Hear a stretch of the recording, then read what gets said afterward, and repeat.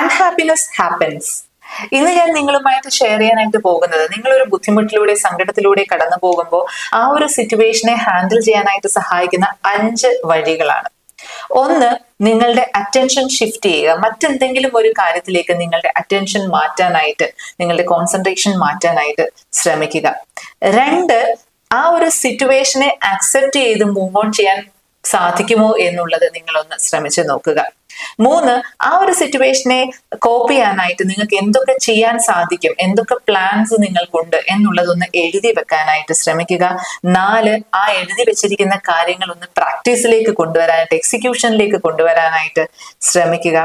5, നിങ്ങളുടെ self care തീർച്ചയായിട്ടും നോക്കണം. ഈ ഒരു ബുദ്ധിമുട്ടിലൂടെ പോകുമ്പോൾ പലപ്പോഴും നമ്മളുടെ ഉറക്കം, ഭക്ഷണം, നമ്മുടെ സെൽഫ് കെയർ ഒക്കെ നമ്മൾ മറന്നു പോകാറുണ്ട്. അത് ചെയ്യാതിരിക്കണം. തീർച്ചയായിട്ടും നമുക്ക് നമ്മുടെ സെൽഫ് കെയറിന്